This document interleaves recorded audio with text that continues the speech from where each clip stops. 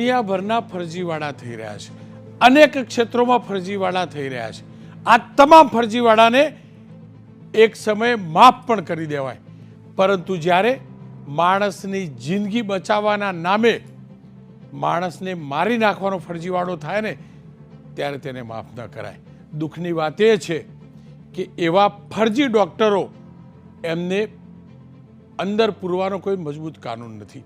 અને એ જ કારણ છે આજે આપણા ગુજરાતના ગામ, શહેર, ગલી, નગર, મહાનગરમાં આ જ પ્રકારના ફરજી ઝોલાછાપ ડૉક્ટરોની કોઈ કમી નથી. કિસ્સો, દર્દનાક કિસ્સો સુરતનો છે. સુરત પોલીસના હાથ લાગેલો આ નરાધમ, જેનું નામ છે ડૉક્ટર શ્રીનિવાસ ઉર્ફે ડૉક્ટર સિનુ લક્ષ્મીનારાયણ. સાચા અર્થમાં આ કોઈ ડૉક્ટર નથી. આ નરાધમે દર્દીઓની બીમારી દૂર કરવાના બહાને એવી દવા કરી, એવો ઈલાજ કર્યો, એવું ઇન્જેક્શન આપ્યું કે 8 મહિનાની એક માસૂમ દીકરીએ જીવ ગુમાવ્યો છે. સુરતના લિંબાયતમાં પોતાના જ ઘરમાં આ એનું મકાન છે, જ્યાં આ ઝોલાછાપ ડૉક્ટર શ્રીનિવાસ, જે પોતાને ડૉક્ટર ગણાવતો હતો, એ ક્લિનિક ચલાવતો હતો. એટલું જ નહીં, સરકારી હેલ્થ સેન્ટરની પાછળ આપ જો આ દ્રશ્યો, આ સરકારી હેલ્થ સેન્ટર છે અને ઠીક એની પાછળ આ ફરજી ડિગ્રી વગરના સો કોલ ડૉક્ટરનું ઘર આવેલું છે. આપ આ જોઈ શકો છો. આ જ જગ્યા ચાલતા પહોંચી શકાય આ જગ્યાએથી કોર્પોરેશનના હેલ્થ સેન્ટર ઉપર, પરંતુ ત્યાં કોઈ ન જાય. અને આ જ ફરજી, આ જ નરાધમ, આ જ જીવલેણ ડૉક્ટર પાસે કેટલાક લોકો જતા હતા. સ્થિતિ એ થઈ કે 8 મહિનાની બાળકી કે જેને તાવ અને ખાંસી આવી, 20 નવેમ્બરે તેની માતા ડૉક્ટર પાસે સારવાર લેવા ગઈ. ડૉક્ટરે એ દીકરી વેદાંશી એને ઇન્જેક્શન આપ્યું. ઇન્જેક્શન બાદ આ દીકરીની સ્થિતિમાં સુધાર થવાની જગ્યાએ દીકરીની તબિયત વધુ બગડી. જ્યાં ઇન્જેક્શન આપ્યું હતું ત્યાં ગેંગ્રીન જેવી સ્થિતિ સર્જાઈ. વધુ સ્થિતિ ખરાબ થઈ એટલે એ દીકરીને સિવિલ હોસ્પિટલમાં લઈ જવામાં આવી, પરંતુ ત્યાં સુધી મોડું થઈ ચૂક્યું હતું અને એ દીકરી આજે આપણી વચ્ચે નથી. પોસ્ટમોર્ટમ થયું, તપાસ થઈ, ત્યારે ખબર પડી, ત્યારે પોલીસ અહીંયા પહોંચી. ખરેખર કિસ્સો છે શું? ત્યારે ધ્યાનમાં આવ્યું કે આ શ્રીનિવાસ ઉર્ફે સિનુ લક્ષ્મીનારાયણ એની કરતૂત છે, જેની પાસે ચિકિત્સાની એટલે કે આરોગ્ય સેવા આપવાની એક પણ પદ્ધતિની ડિગ્રી નથી. મારો સવાલ આરોગ્યની સિસ્ટમ ચલાવનારા એ તમામ સત્તાધીશોને છે. એ મહાનગરપાલિકા હોય, નગરપાલિકા હોય, જિલ્લા પંચાયત હોય, તાલુકા પંચાયત હોય કે રાજ્ય સરકારનો આરોગ્ય વિભાગ, મારા ગુજરાતમાં અનેક આવા ફરજી ડૉક્ટર, ઝોલાછાપ ડૉક્ટરો છે. તમે કેમ નથી પકડતા? અને પકડો છો તો એ છૂટીને ફરીથી કેવી રીતે આવી રીતે ક્લિનિક ચાલુ કરે છે? કેમ મજબૂત કાનૂન નથી બનતો? આવા વ્યક્તિને હત્યા બરાબરનો ગુનો લાગે ને એ પ્રકારનો કેમ કાનૂન નથી બનાવતા? એનો મતલબ તમારી નિયતમાં ખોટ છે. અને તમારી નિયતમાં ખોટ છે એટલે જ કેન્દ્ર અને રાજ્ય સરકારની આરોગ્યની અનેક સારી સુવિધાઓ, યોજનાઓ છે. એ હોવા છતાં પણ લોકો આવા ફરજી ડૉક્ટરો પાસે પહોંચે છે અને એટલે જ આવા ફરજી ડૉક્ટરોની હાટડીઓ ચાલે છે. આજના યુગમાં પણ આપણા ગુજરાતમાં, વિકસિત ગુજરાતમાં, ગતિશીલ ગુજરાતમાં આવા ફરજીવાળા કેમ ચાલે છે ને, એનું પોસ્ટમોર્ટમ કરવું જરૂરી છે. સરકારે નથી કર્યું પોસ્ટમોર્ટમ એટલે જ આ સ્થિતિ છે. એ પણ હકીકત છે. એ DHO, જિલ્લા આરોગ્ય અધિકારીઓના ધ્યાનમાં નથી, એ મહાનગરપાલિકાના આરોગ્ય અધિકારીઓના ધ્યાનમાં નથી. છે, તમામના ધ્યાનમાં છે, પરંતુ કોઈની પ્રાથમિકતા નથી.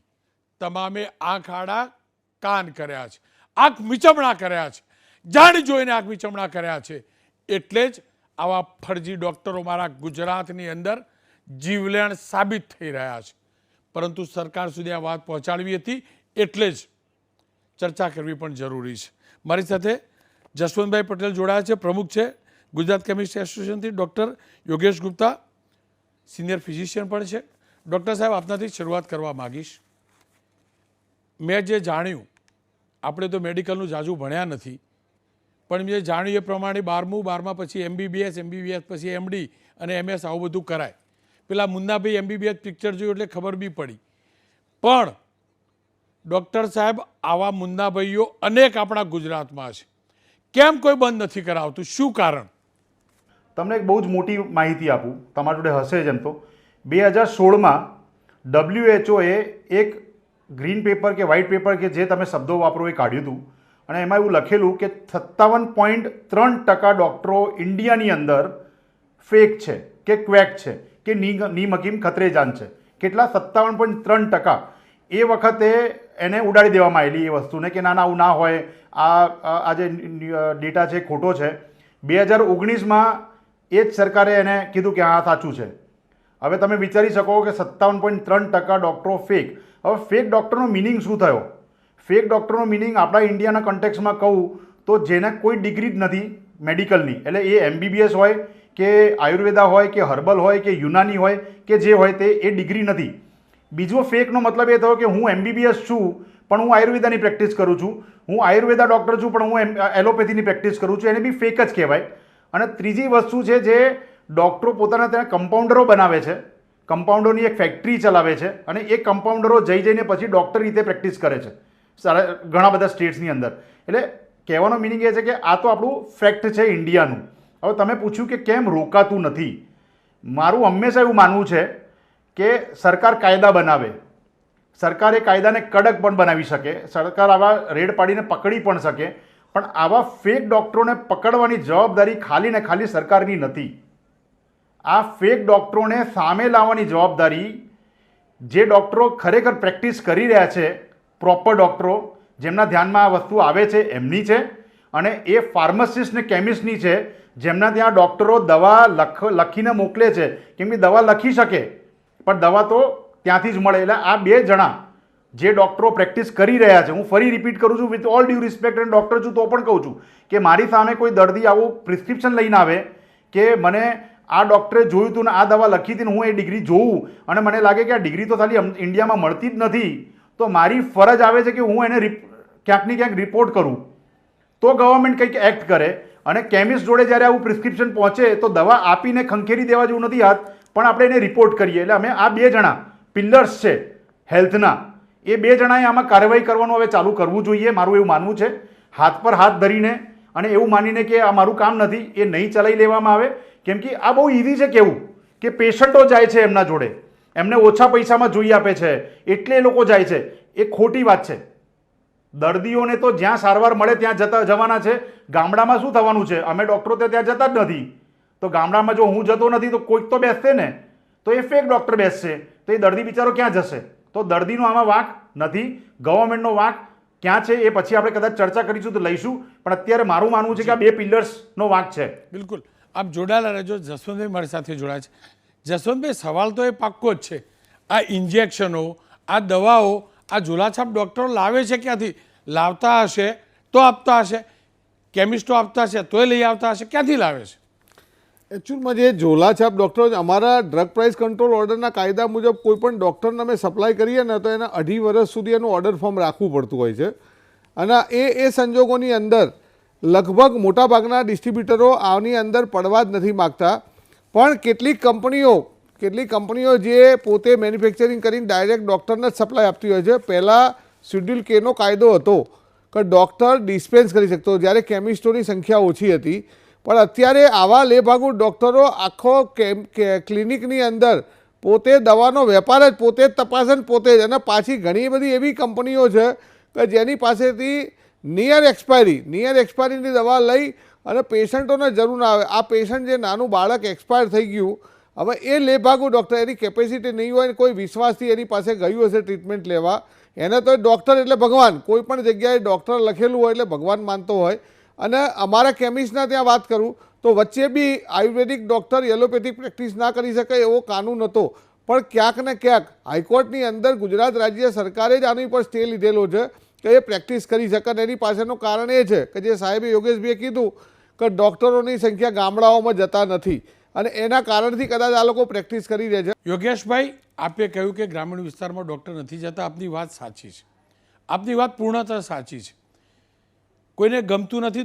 દુર્ભાગ્ય તો એ છે કે ગામડામાંથી જ ભણેલો, ગામડામાં જ ભણેલો અને શહેરમાં મેડિકલ કોલેજમાં, સરકારી મેડિકલ કોલેજમાં ભણ્યો એ ડૉક્ટરને ગામમાં જવું પસંદ નથી. સરકારી નિયમ હોવા છતાં એ પણ હકીકત છે. પણ યોગેશભાઈ, બીજી હકીકત એ પણ તો છે, સુરત તો ગામડું નથી, મહાનગરપાલિકા છે, ત્યાં PHC CHC સેન્ટર છે. આ કિસ્સામાં PHC CHC સેન્ટરની પાછળ આ ફરજીવાળો ચાલતો હતો.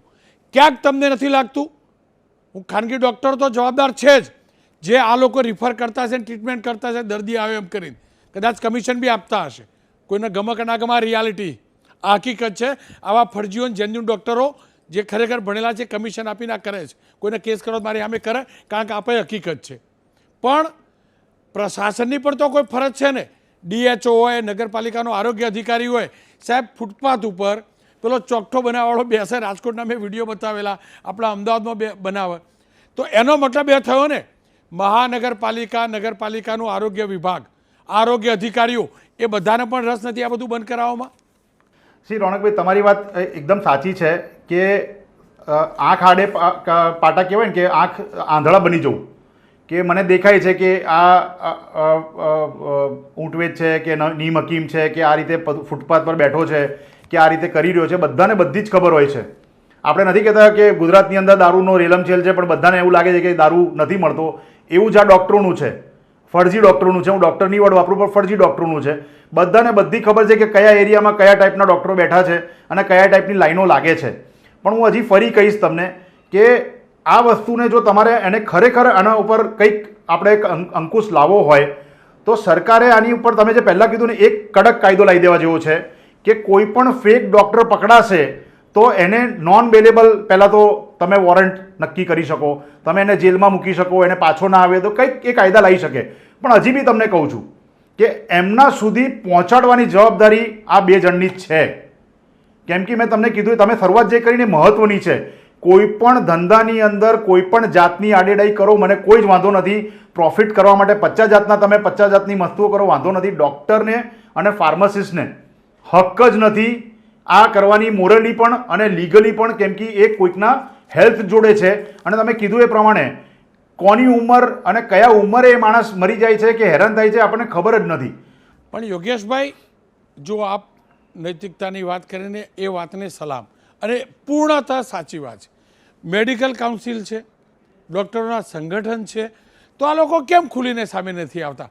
જુઓ, એમના પ્રોફેશનને પણ તો નુકસાન થાય છે ને, એમના પ્રોફેશનને પણ તો નુકસાન થાય છે. જે નેશનલ મેડિકલ કમિશન બન્યું સરકારની એક પહેલના કારણે, MCI ગયું ને NMC બન્યું, એને જે નવું ડોક્યુમેન્ટ બહાર પાડ્યું હતું, એમેન્ડમેન્ટ જે કર્યું હતું 2023નું, એ એમેન્ડની અંદર એક વાક્ય, એક બહુ ચોખ્ખા શબ્દોમાં મેન્ડેટરી રિપોર્ટિંગ લખ્યું છે ડૉક્ટરો માટે, કે મને લાગે કે મારો મિત્ર પણ, મારો કલીગ પણ જો ખોટું કામ કરતો હોય, મને લાગે કે આ ફેક ડૉક્ટર છે, તો મારે એને જાણ કરવી પડશે NMCમાં. એવો કાયદો NMCએ બનાવ્યો, પણ સમાવ એ તમને બી ખબર છે કે કેમ એ બંધ રાખ્યો છે. એ બંધ છે અત્યારે. ઇન્ડિયન મેડિકલ એસોસિએશનની વાત કરું, કેમ કે અત્યારે છેલ્લા 6 મહિનાથી એમના જોડે જોડાયેલું છું ક્યાંક ને ક્યાંક, તો એ લોકો વારંવાર આ પત્રો લખી રહ્યા છે આ કાયદાને કડક કરવા માટે. અને ત્રીજી વસ્તુ, ઇન્ડિયન મેડિકલ એસોસિએશન તો મને ખબર નથી ઇન્ડિયાનું છે, પણ અમદાવાદ મેડિકલ એસોસિએશન અત્યારે ઓલમોસ્ટ દર મહિને એવી એક CME કરે છે જ્યાં ડૉક્ટરોને કહે છે કે તમે આવા ડૉક્ટરોને બહાર પાડો. કેમ કે તમે કીધું એ પ્રમાણે આનાથી નામ એ લોકોનું ખરાબ નથી થઈ રહ્યું, જે લોકો ફરજી કરી રહ્યા છે. તમે જુઓ, આની અંદર એક નામ ખરાબ થઈ રહ્યું છે, ડૉક્ટર. ફરજીવાળા ડૉક્ટર બી કહીએ તો ડૉક્ટર નામ આવે છે. એટલે જે અત્યારે ટ્રસ્ટ તૂટી રહ્યો છે પેશન્ટ અને ડૉક્ટર વચ્ચે, એ વધારે પડતો તૂટી રહ્યો છે આ બનાવવાના કારણે. સો પૈસાની વાત જવા દો, પણ અત્યારે પેશન્ટ મારા પર ટ્રસ્ટ નથી કરતું, એનું કારણ ક્યાંક ને આ જ બધી વસ્તુઓ છે. જી જશુભાઈ, અંતિમ સવાલ. જો આપ કહો છો કંપનીઓ આપે છે, પણ ક્યાંક કેમિસ્ટ પણ આપતા હશે કદાચ, શું તમે તમારા સંગઠન થકી તમામ કેમિસ્ટને સૂચના આપી શકો કે કોઈ પણ વ્યક્તિ કોઈ પણ હિસાબે આવા ફરજી ડૉક્ટરને ઇન્જેક્શન તો ઠીક, દવાની એક ટીકડી પણ નહીં આપે? ચોક્કસ સાહેબ, આ તમારું સૂચન ધ્યાનમાં લઈ અને હું આવતીકાલે જ આનો એક સર્ક્યુલર બહાર પાડીશ અને છેવાડાના કેમિસ્ટ સુધી આ પહોંચીશ. પણ જેમ યોગેશભાઈએ કીધું કે ફાર્મસિસ્ટની આ જવાબદારી છે, તો આજે અમે ક્યારેય, મારો કેમિસ્ટ ક્યારેય કોઈ સ્ટેથોસ્કોપ લઈ અને કોઈ દવા, કોઈ દર્દીને ચેક નથી કરતો.